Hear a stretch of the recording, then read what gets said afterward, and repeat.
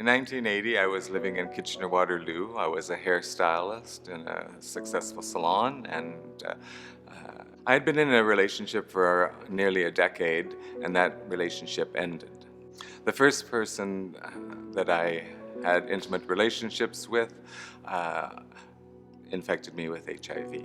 I don't believe at the time that they knew that they were HIV positive.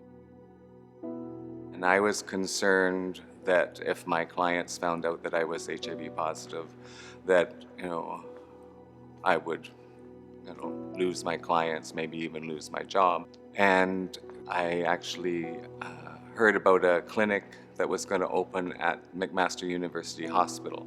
Within just a few minutes of going into the doctor's office, the doctor said, "You should go home, inform your family, arrange your finances and funeral. You have 6 months to live."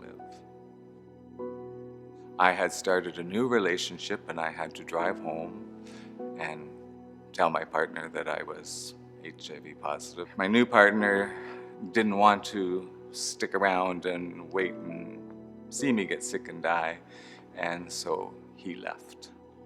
I was devastated, and I was very afraid of anyone finding out that I was HIV positive.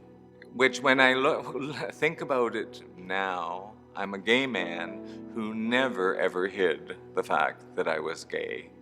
And yet, when I found out that I was HIV positive, because of the stigma associated around HIV and AIDS, I actually did stigmatize myself and took on that fear. I moved to Ottawa so that no one would see me get sick. And my money ran out, and I didn't get sick. Then finally realized, I'm still here. Am I going to continue to sit here and wait to die, or am I going to get on with my life? So I started to read self-help books and go to workshops, think and feel more positive about myself.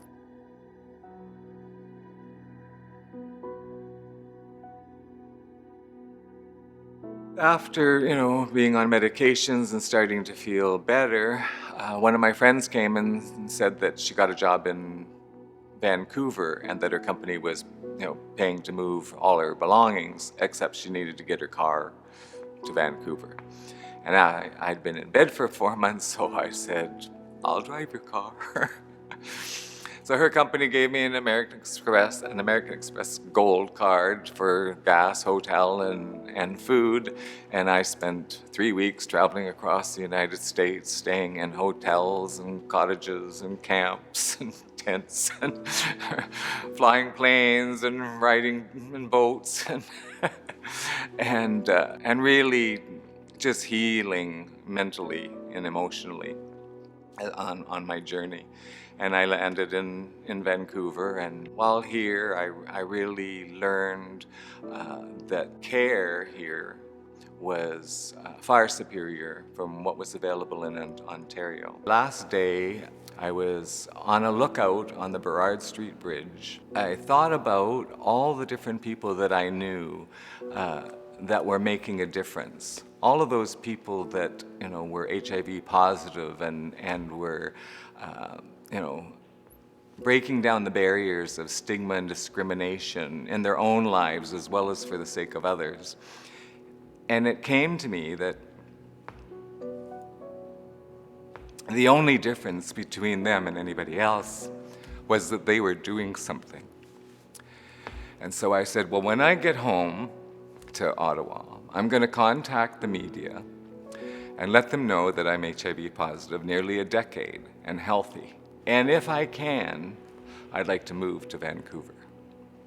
And all that did come to pass.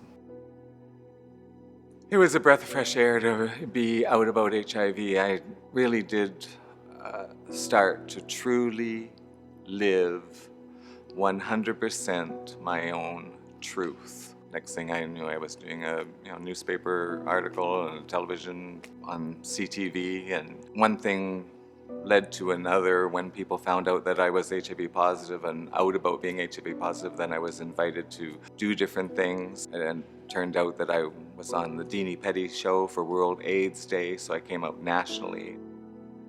Everything fell into place in order for me to be able to move to Vancouver. So in 1995, I moved here. I sought out those organizations that I had visited when I was just visiting Vancouver. AIDS Vancouver had a grocery. I was able to provide a roof over my head, but actually after the expenses of rent and utilities and that, I only had about $40 a month to live on.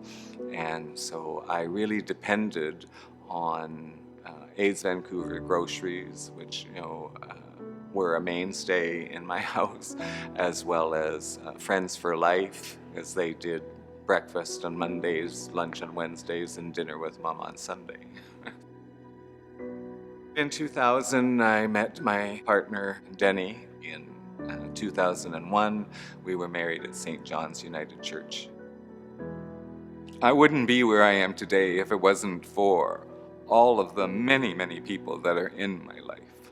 And it is my relationship with my partner that I believe gives me that extra will to fight and get through everything that comes along.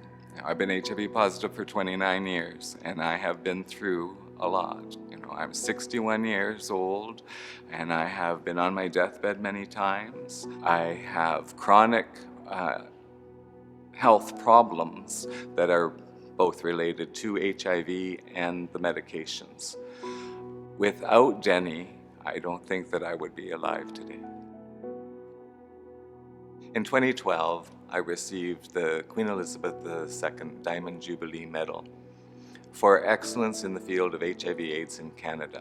From the time that I found out that I was going to receive the medal, it was very emotional for me. In as much as that it was a wonderful honor, to receive the medal, there was a sadness that, all those people had actually, died of AIDS, and that even though I'm still here and alive, I can't help but think of them. And I wouldn't be here either if it wasn't for all those people who fought and changed laws and cared for people that were HIV positive. So when I did come out about being positive, that I didn't lose my home, I didn't lose my job, my family didn't disown me.